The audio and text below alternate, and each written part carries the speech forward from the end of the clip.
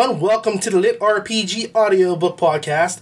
I am Ray, your audiobook reviewer, and I'll be reviewing some recent and classic LitRPG audiobooks for you.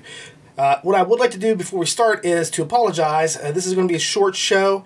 My work schedule has been insane the last 3 weeks. It has been a struggle to get time to actually record these episodes. I've listened to a ton of books, but just to sit down and do the recordings, it has been nearly impossible. Every time I have tried, I have been called out or I have worked an insane number of hours. I mean, I've been working more hours than I ever have. I think I've hit about 95 hours this week alone.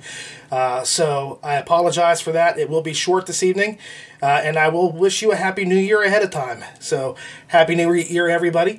Today, I am going to be beginning with Conquest, the Dungeon Core Gambit, Book 1, by Anthony W.F. Chow, narrated by Camille Dubois, with a book length of 10 hours and 21 minutes. Marcus slowly regained awareness. He tried to open his eyes, but couldn't. Where am I? He tried to open his eyes again, and failed. It was as if his eyes no longer existed. He tried to flex his fingers. Again, nothing happened. His mind, panicking now, he tried to move his body, yet he felt nothing. He screamed. He heard nothing. What happened to me? When his panic left his body some time later, Marcos reached out with his mind. He soon discovered his thoughts were floating in a dark pool teeming with energy. It felt cold and warm at the same time. His existence had changed. He slowly remembered the last thing he felt. Overwhelming pain. So, Conquest is a book that is, I don't know, it's sort of very confused for what it wants to be. It's a book that feels like a Dungeon Core book when you first hear about it and you start into the story itself. But then it doesn't act like a Dungeon Core book. It basically starts off with a guy from our world being murdered in a pretty hardcore fashion. I think Chow might just be a big fan of Lorena Bobbitt because his assassin sure as heck makes sure the MC lives out a John Wayne Bobbitt scenario prior to his death. And if you don't know who I'm talking about, kids, don't look it up. It's not nice, it's not fun, and it's horrifying. And yeah, John Wayne Bobbitt, he's not the big cowboy guy at all. But he did go on to star in some porno movies after his incident. So I guess there is a semi-happy ending after this. But I don't think it would be all that happy one way or the other. But anyway, the MC gets reborn as a Dungeon Core in another world, and he immediately starts making monster friends, absorbing people, and growing his territory. He does it a little too quickly for my taste, and we'll go into that. The story flips between dungeon building and sex scenes, which it kind of more goes into that than anything else, since the world has a dearth of viable males to support the female population. Now, I'm not sure if this is originally something that started out as a naughty book that evolved into a Dungeon Core book, or if it was a dungeon book that evolved into an erotic book. But it's really hard to tell what the focus was on, because half the time it was more about the sex and that than it was actually about the dungeon growing. And I have no problem whatsoever with sex scenes, but I do need a really solid story behind it. Just as an example, right now I'm in the middle of Dan the Barbarian, an intensely powerful book that has sex involved in it, and the sex does not overwhelm the story, it enhances it. So here, it's not quite that way. I mean, honestly, there's times that I think this was just about sex or I don't know, somebody getting their fun by writing these scenes, because it sure wasn't about, to me anyway, the Dungeon Core doing what a Dungeon Core is supposed to do. Like I say, I've read harem books, and I'm no prude, but this was not my cup of tea sex-wise. Not at all. Now, my issues with the story are thus. Let me list them for you. First, the book never really delivers a challenge to the main character, the Dungeon Core. He pretty much overcomes or outthinks any obstacle in his way, and the best way I can say this is, he's got a really, I don't want to call it neat or smart or slick, he has a cheat that is just kind of thrown in there that allows him to do pretty much anything he wants. He'll never run out of mana. He has limitless mana. And because of that, the dungeon core is able to actually, evolve and grow faster than a regular dungeon. So, I don't think that there was ever a point where I said, oh, geez, is something really bad going to happen to him? Because that already happened in the first, chapter of the book. The really horrible stuff happened. After that, there was never a concern. I never worried about him or it, whatever you consider a dungeon core to be, at all. Never.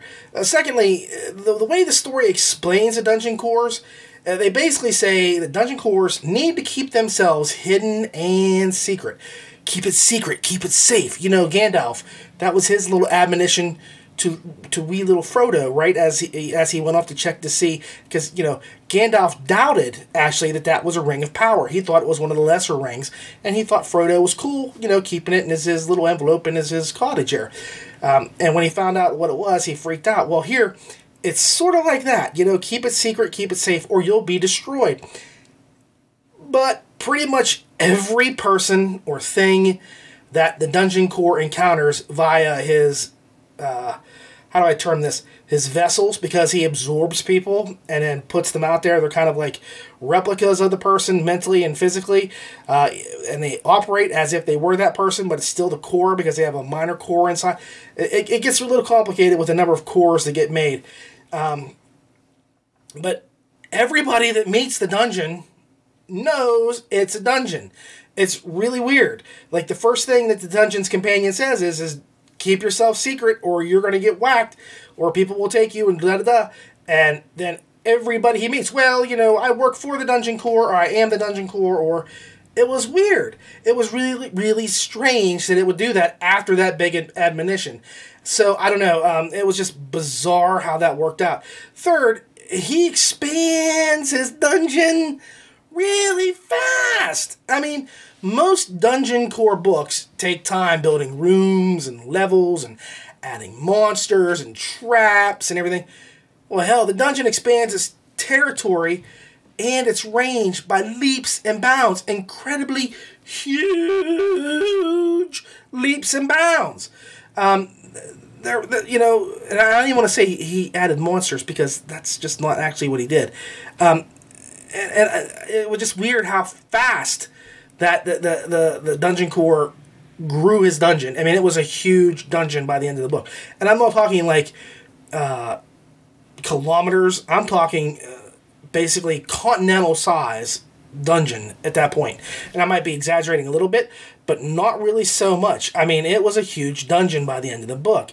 The next thing is the core's helper was either extremely, deliberately obtuse, or it was a savant because she kept constantly goofing things up, doing things the wrong way, oopsing here and there, and then all of a sudden, poof, she was like a master in the way that she did things. It just made no sense. It was just such a complete flip, and there was no explanation for it. I could see, like, if he had gained some sort of a level that said, okay, at this point your companion actually becomes more intelligent because of this, and then she started acting like she did, that would have been very sensible when I'd have said, okay, I get that. That never happened. Not a bit. And it was just really weird how that was. Now, fifth, there were literally no monsters in the dungeon, or sixth, whatever this is. No dungeons, no monsters in the dungeon. I mean, I grant you, that's what's fun about the dungeon genre, new monsters. If you read Divine Dungeon, there's rabbits with horns on their head and that sort of stuff. Slimes in the slime dungeon. I wanted to see more done with the nematode or the queen ant, but no, did not happen. And there was actually only one party of adventurers, one real party of adventurers, who take on the dungeon as a dungeon. And they mostly quit before they're even halfway through. I mean, what does it say when a band of adventurers, hi-ho, off to slay we go, don't even want to do a dungeon run? And actually, there was I think, one member of the group, and I'm trying to remember exactly who it was. It was a thief, I think, who just kind of boogies through the whole dungeon by himself after a while. I don't know. That was just strange. Then there was even, for me, there was a grammar issue in an audiobook. And this is just me being picky, but I have to call out something when I hear it. The word dwarfuses is used a lot, which comes out a lot like dwarfices, okay? Dwarfices is meaning to be the plural of female dwarves, all right? Whereas you would say some slower-witted guy would be like, the dwarfices over here was doing this. Yep, Clem. Them dwarfices is back, and they're looking pretty mean, and they got toothpicks in their mouth, and they're carrying battle axes, and they're chopping down trees, making toothpicks, and they're heading this way. What do you think we should do about them dwarfices, huh? That was the term, and that's the way it came across when she read it to me at first. I literally had to go back and re-listen to it a couple times to make sure I understood what was going on, which was really stupid on my part, because the whole world is populated by, 90% female. So everything there that he encounters is a woman. Like, I don't even think there was but one other male character in the story that I can think of right off the top of my head. And I might be wrong on that, but there was only one male character in the story other than the main character's first body takeover, absorption, whatever you want to call it. So he didn't really have to say dwarfices or dwarfesses. He could have just said the lady dwarfs, or he could have just said basically the dwarves. I think the dwarves, it would have been implied or understood that they were female. And dwarfices just did not hit my ears the right way. It was just bizarre. I would have rather heard she-dwarves or female dwarves or lady dwarves, or like I said, just plain old dwarves, and make it clear, who he was referencing. Now, it might have actually worked on the page. I don't know.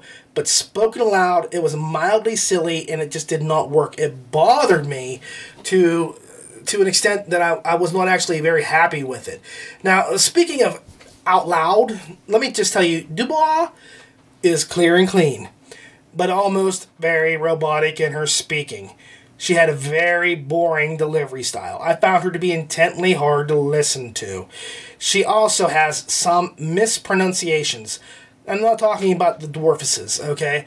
I'm talking about, I'll just call out one. Okay, let me just do that. I'll break it down so there's just one mispronunciation that you should be easy to understand. It should be very easy to comprehend why I'm upset with this. And I just want to say this. If you are going into a specific style of writing, a specific genre, you should familiarize yourself with this if you're going to be a reader. Because there are going to be words, like in sci-fi, there's technobabble. There's going to be all kinds of gobbledygook that you got to spew out like you're talking about. It's going to be scientific. And it's going to have a very authoritative tone to it. In other words, it's going to be very realistic sounding. Even though it's all made up gibberish, you need to be able to say it properly. All right? And when you go into a field like fantasy, there are going to be fantasy monsters that you need to know what they are at first glance. You look at it, you know what it is, and then you run with it. You shouldn't have to stumble over that word or go figure it out. You really need to have yourself some sort of way of figuring out what words are.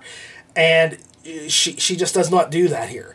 And it bugged me. It's almost, and I hate to keep going back to Warden, Nova Core Online Warden, but when they kept saying, the ensigns, that bugged me.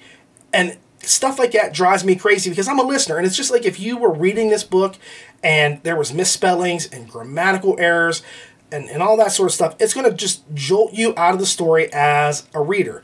Well, as a listener, mispronouncing a word or saying a crazy word like dwarfices will do that. And here, Dubois uses the pronunciation of like in place of the word lich. Now, if you know fantasy at all, a lich is an old undead spellcaster, old wizard, great and powerful sorcerer, whatever. They're old, they're skeletal, they're undead, and they cast spells.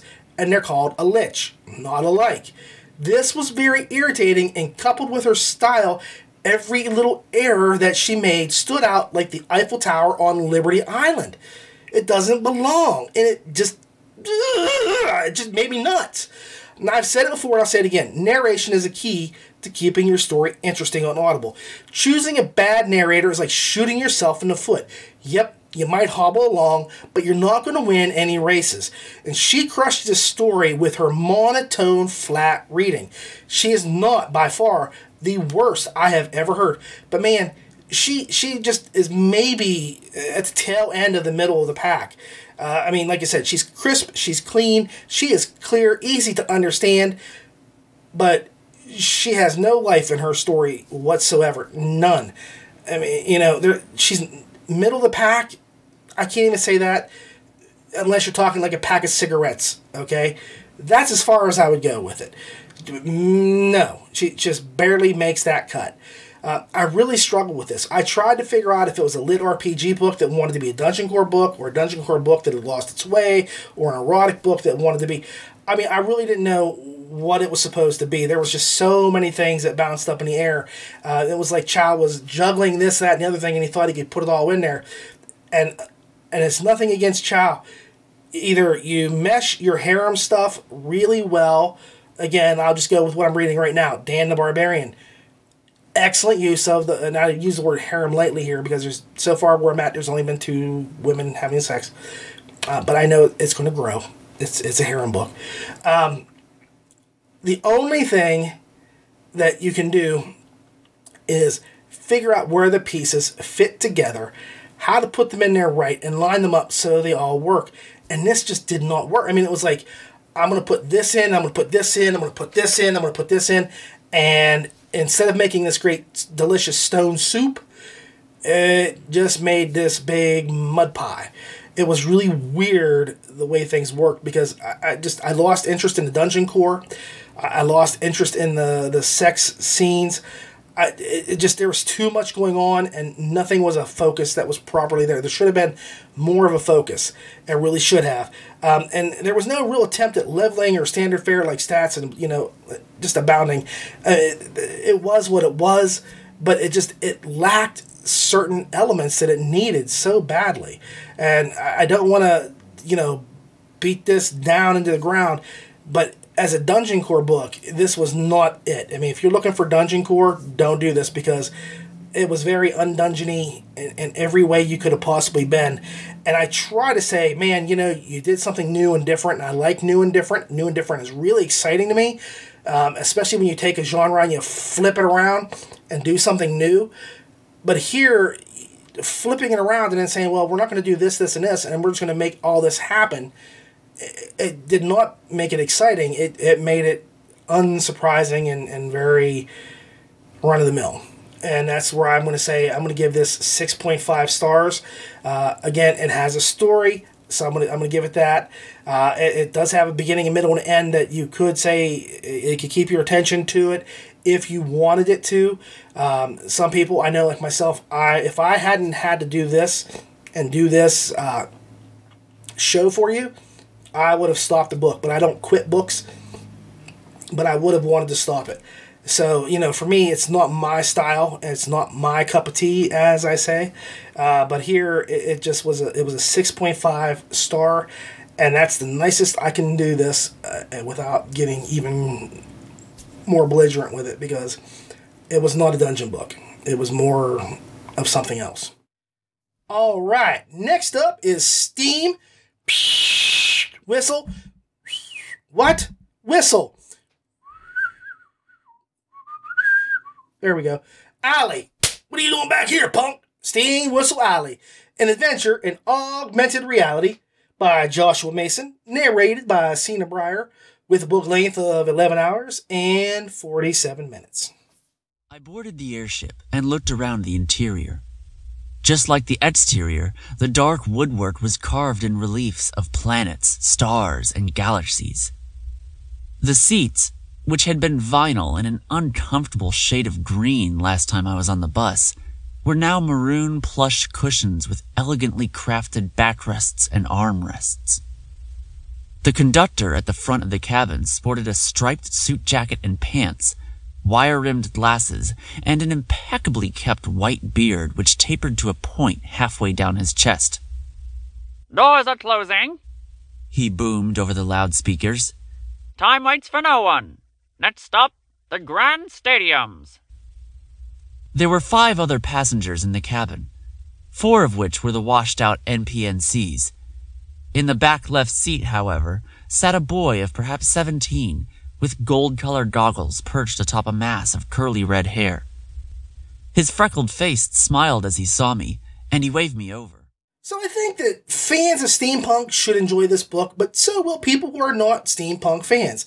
I say it like that because I wasn't overwhelmed, or I should say rather overloaded, with a ton of steamy, punky kind of stuff. And that's because the book fluctuates between plain everyday reality as well as the augmented reality of the game. And that's what's really nice about this book, is that the game takes place in the real world. They go out and they actually interact in the real world. So I don't have that issue that I usually have where the real world does stuff and then it takes place in the game. I don't have that problem at all because everything takes place in the real world. So you can have intrigue in the real world as well as in the game world, and it balances out. So like I say, the steam is there, but it isn't super heavy. I really appreciated what Mason has done here, adding an element of real life to the game that is being played, so that it's really not just a simple enter the VR realm by putting on a visor and lying in bed all day. You actually got to get up, get out, move around, and walk. So for people like me, who hates exercise and vegetables and all that good stuff, I wouldn't be playing this game. Just being honest here, Joshua. Wouldn't be playing this game. I like to lay in bed all day. I loved how the goggles were used for the purpose in lieu of a dive tank. That was really neat. And I think that he also is a big Blade Runner fan because there are hints of Blade Runner tech. For example, what with the synthetic monkey Banjo. Banjo is the main character, Jakey's little pet. But he's not a real monkey. Well, he's a monkey in every way for the actual matter of things, except he's not a real monkey. He's synthetic. He was made. So I have to admit 2 things right here.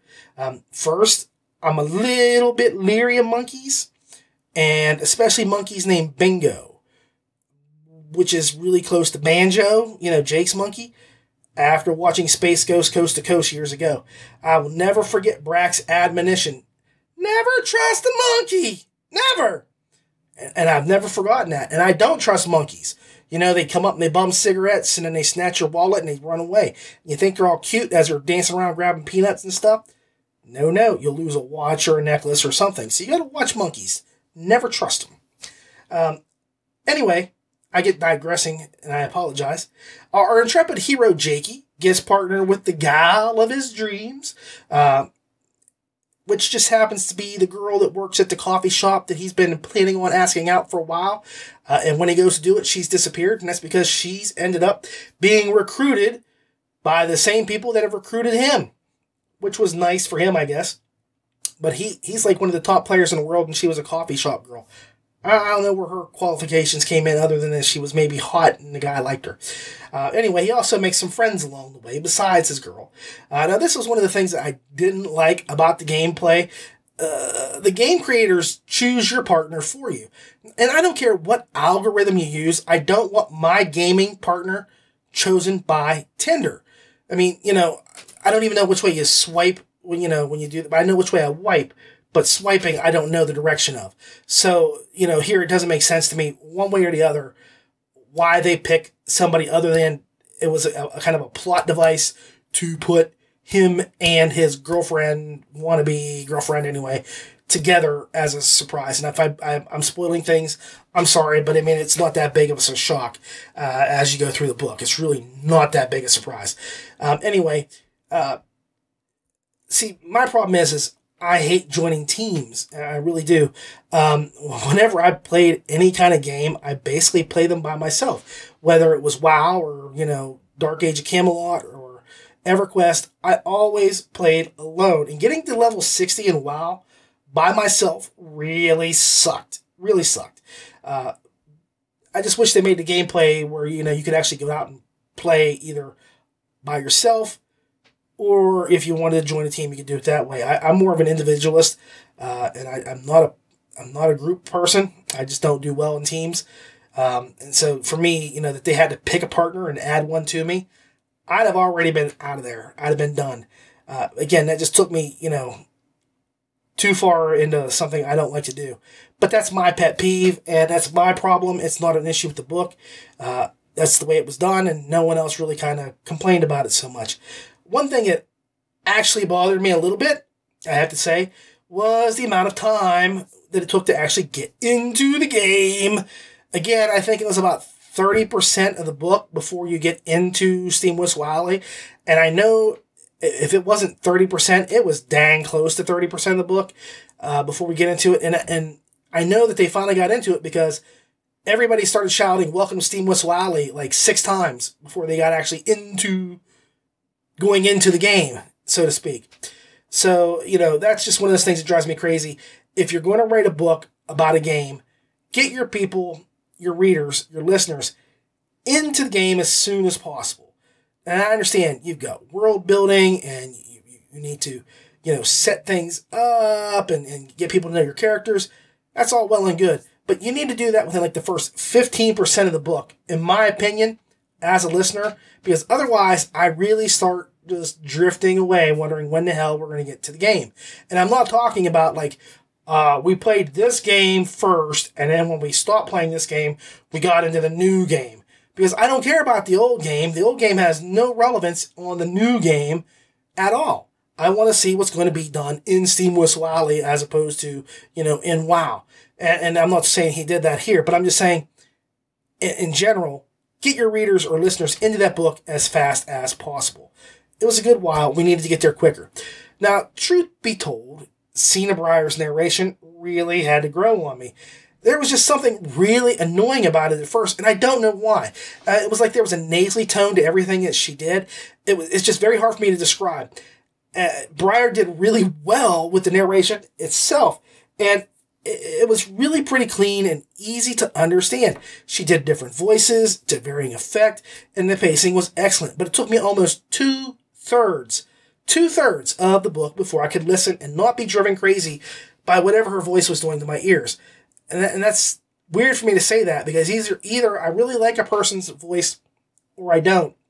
And if I don't, I know why. And usually, just like with Miss Dubois from the first book that I reviewed this week, her voice was very, very clear and very easy to understand, but it was also very drone-like in delivery.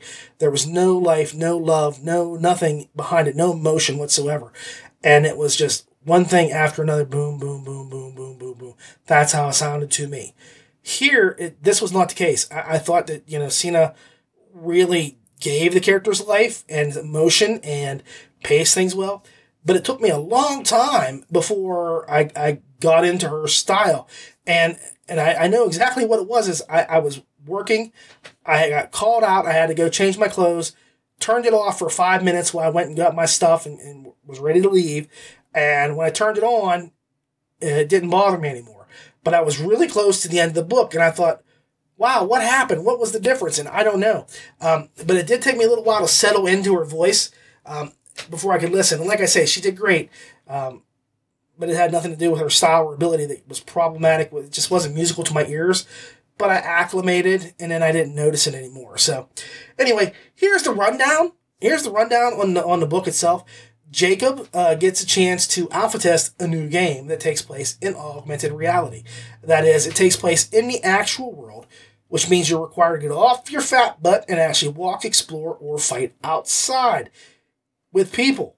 Outside. Not knowing what you're doing, but they see you acting all crazy wearing these goofy goggles. Now, considering I'm misanthropic, I'm a hermit who hates to leave the house, like I said before, I could already see I would be playing another game. But other people might actually like a little sunshine on their faces when they play. Not me. I don't like sunshine. But once he's in the game, he learns there are a couple of villainy types who are looking to take control of the game. And it comes down to Jake and his team to put the kibosh on them and their plans. The one's called the Glitch, and the other, he's one of those mustache twirly kind of guys. And I'm not saying that in a negative way. That's just the way I pictured him whenever he would show up. He was a snidely whiplash. I'll get you and tie you to the railroad tracks. But there's bad guys in there, and they're trying to do things in the game to take it over. Now, one of my favorite aspects of the story there was no, and I'll say this as clearly as I can, there was no power leveling, there was no cheats, there were no backdoors. It was straight up gameplay grinding and honest leveling. I don't see that very often. I really don't. Most times there's some cheat, there's some loophole, there's some extra ability that the hero has that lets him get away with something. In fact, the hero actually has something wrong that gives the villains power over him to a certain extent if he isn't careful. And, he's a watchdog to that. But he actually has, a detriment rather than an advantage in many ways in this game. And I like the fact that it was not like I started out at level 1, and by the end of the book, I was level 65. I think that by the end of the book, if they were level 4 all the way around, I'm very surprised. I think it was level 3, but it might have been 4. So you're not seeing great leaps and bounds, going through this.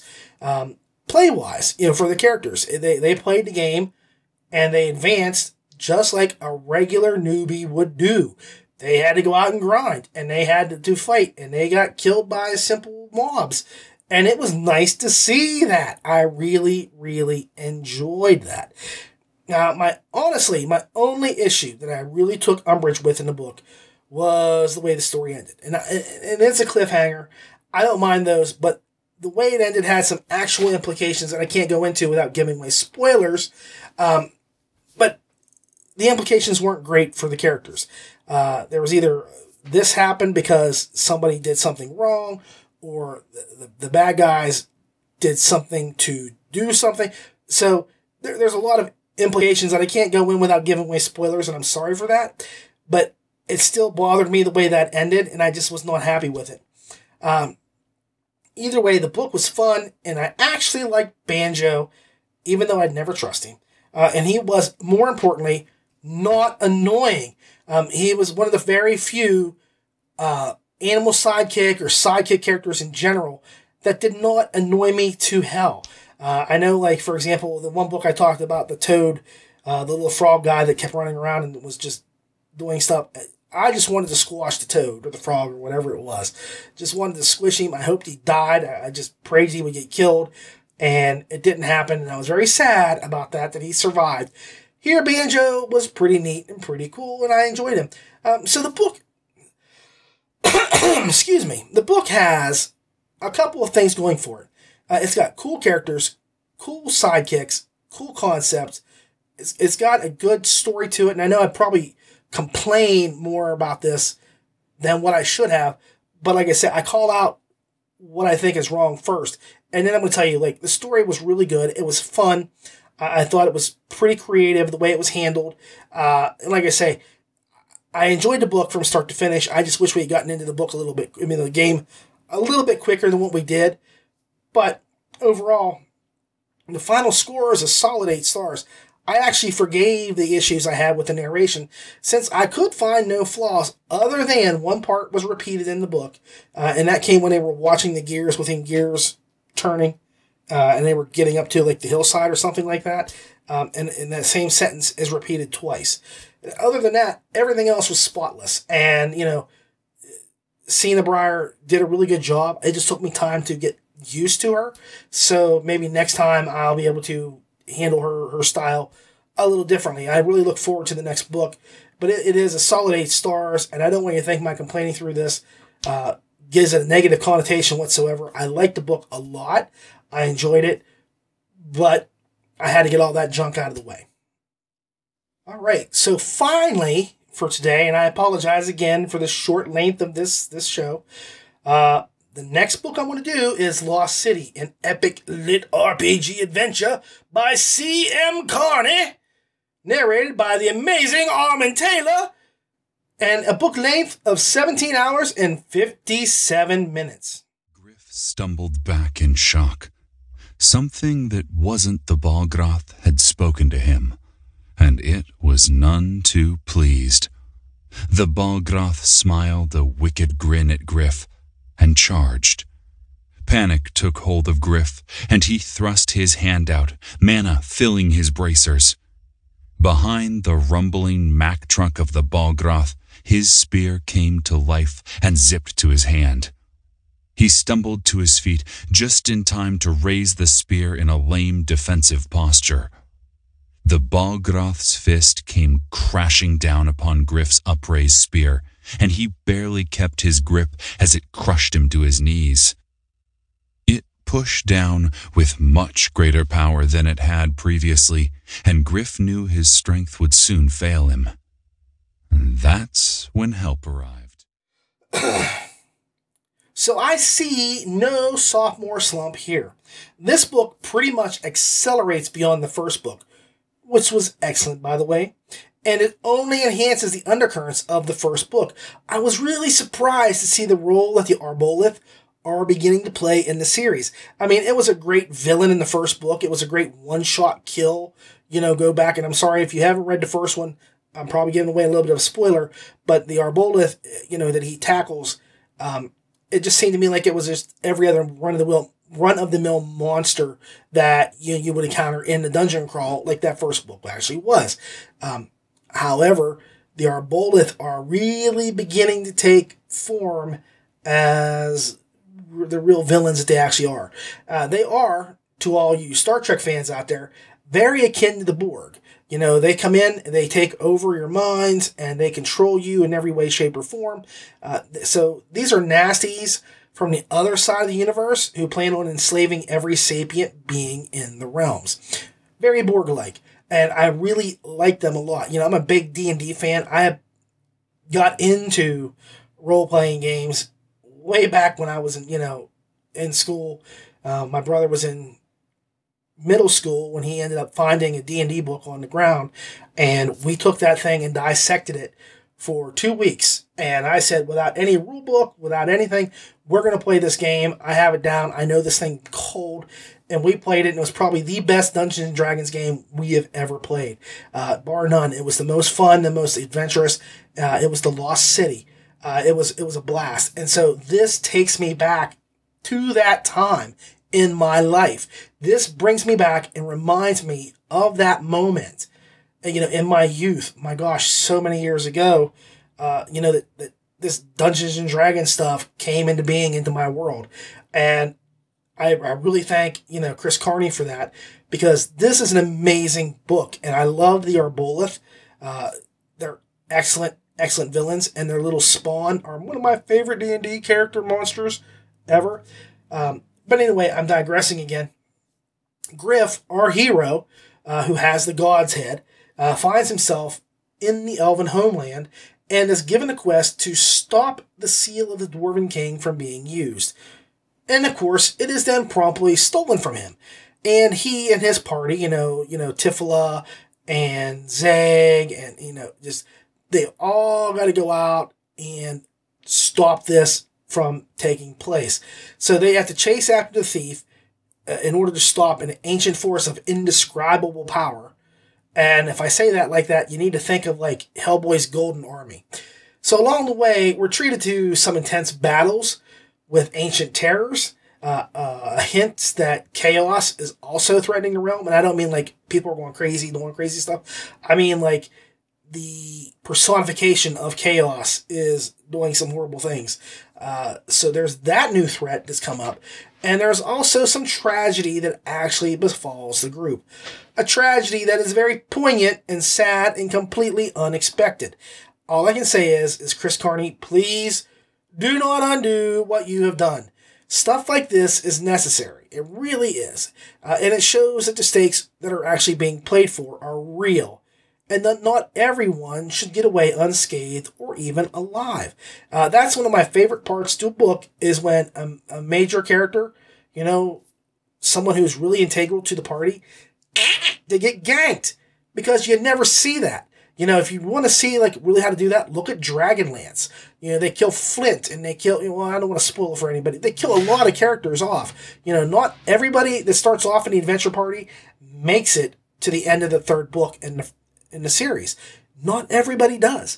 And each death has meaning and value and impact to such an extent.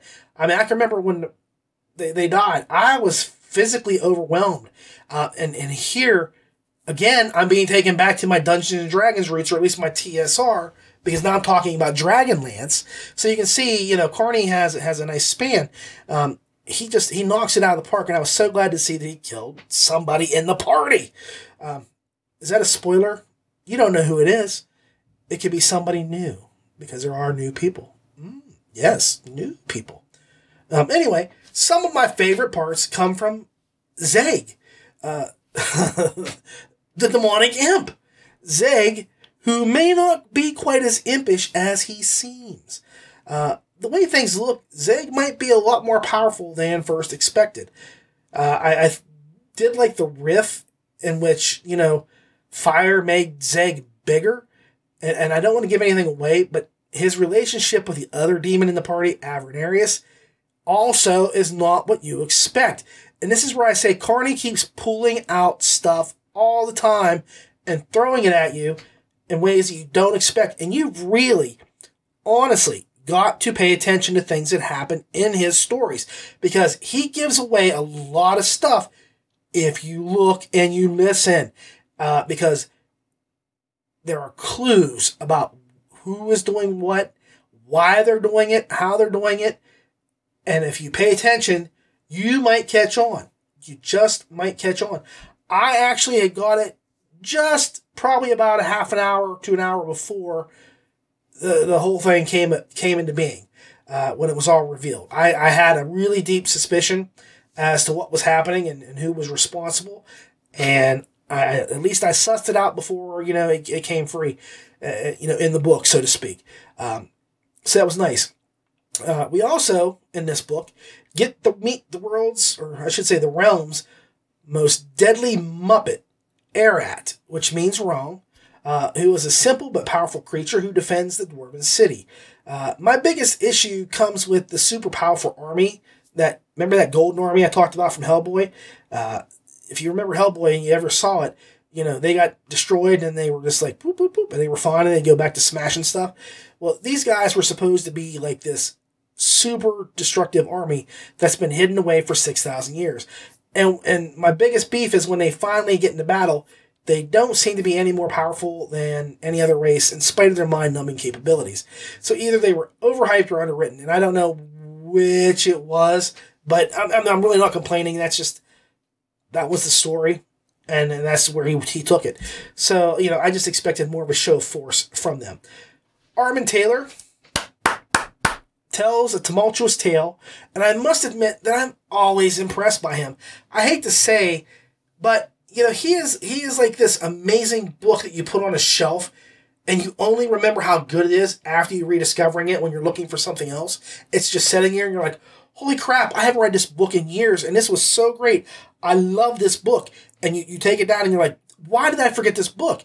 Because that's what I do with him. I mean, like, I love Armin Taylor. I listen to him on the VGO stuff. But after it's all said and done with, when somebody says to me, hey, who are some great narrators? Can you rattle some off for me? Invariably, I immediately go to Hayes and Podell and Daniels for the men, okay? To just name a few. And Taylor never gets mentioned by me. Never. And which is really sad, because that's an oversight on my part, because I love this guy's style, his voice, his pacing, and the punch that he adds to his readings. Needless to say, he nails this book down barehandedly while making it look like he was using a nail gun. The guy's incredible. Now, I will say this for Carney. The dude is not afraid to go big. And I mean huge. Huge. You have an entire pantheon, of gods that are corrupted. And he has an I have to save my sister plot line, and she's one of the gods. There is the chaos is coming thread. There is the impending invasion by the Prime, the Arboleth. And it makes me think of my cousin Vinny, when Vinny's freaking out in his girlfriend, Mona Lisa, as she piles her issues on top of him, and he freaks out about all the other stuff on his shoulders. He's like, can you pile any more crap on my shoulders? And that's poor Griff, because Griff is facing a lot of huge things. And Carney does this impossible juggling act to make it seem like things aren't quite as bad as they look. They are horrible. They're horrible. at the end of the book, no matter what happens, whether they win or lose, if they survive, there's still all this other crap coming.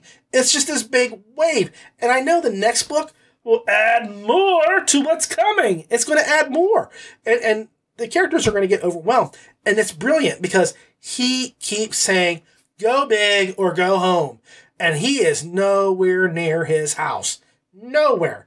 This cat is out in the wilds. He is in BFE.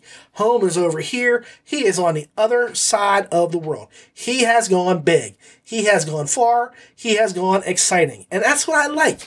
You know, his writing style, his characters, the direction of this series. All of them. I know I talked a lot about the first book, how good it was, and it was a dungeon crawl. And so I'm surprised, like, you know, here's this book. It starts off this way. You think it's going to go here, and it just becomes this massive dungeon crawl that just grows into something more. And here, they get out of the dungeon, and the crap gets even bigger and stinkier as they go. They can't get away from it. They cannot. And I just think, you know, Carney just does not have fear, because I think I would be afraid to have 5 or 6 things hanging over my characters' heads at any given moment, let alone, you know, what he has hanging over their heads. So my final score is do or do not. He has an 8.4 stars. And if you have to ask why, repeat view everything I just said, everything I just discussed. This is a powerhouse of a series. And I'm inclined to point this into the ranks like, you know, VGO, Ascend Online, War Eternus, Divine Dungeon, stuff like that. The book just keeps getting better. And now that there's 2, it's almost a full series. I don't know how far they're going to go in the book, if there's going to be 5 books in a series or whatever. But it's going to be an amazing series. This is just a killer piece of writing, of work, and of narration. So, you know, this is just, it is ascending to new levels each time it comes out. I no longer have a fear that book 3 will be like kind of a drop, because book 2 went upwards. And if you can go up over book 1, which was amazing, then book 3, I know he's got this. He is already back there shooting nothing but net. I mean, this cat, he can write. He can craft a story. And he can make the gameplay make sense. You know, he has his little cheats that are not cheats. You know, his little, I'll save these 5 points for later thing. That's not a cheat. He figured something out, and he earned those points throughout the book. And when they're used properly, efficiently, and rather wisely. So he's not using cheats. He's playing the game as it needs to be played. And again, everything he does so far has been spot on, 100% right in my book. So if you really want a good book, go out and check this series out. It will not let you down. 8.4 stars. Well, that's our show, everyone. Thank you so very, very much for watching, everyone. I really appreciate you taking the time to watch or listen to the show. If you want to support us, you can like the LitRPG Podcast Facebook page or the YouTube page, or just like and share this video.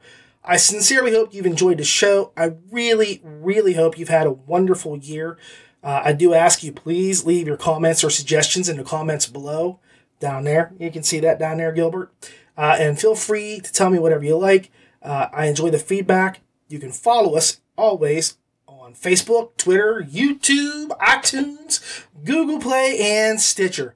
And I would just like to add that this has been a really wonderful year for me. I started out doing this podcast, and I had a short story come out in the VGO anthology, and another one just came out in a new horror anthology that came out just before Christmas. I think I'm really blessed with being a part of this LitRPG community. And I have to say, I need to thank, people like Jeff Hayes and Ramon Mia and James Hunter, who gave me my first break with writing, for the opportunities they've given me this year. They have made my 2018 very special, and I am deeply appreciative of everything that they have done for me. I can only hope for bigger and better things in 2019. I do ask, remember, always leave a review for any book you have listened to or read. Authors really depend on reviews, and readers do as well. So, if it's a great book, shout it to the heavens. If it's not so great, let everybody know. It's just a fair thing to do. For the LitRPG Audiobook Podcast, I'm Ray. Keep listening.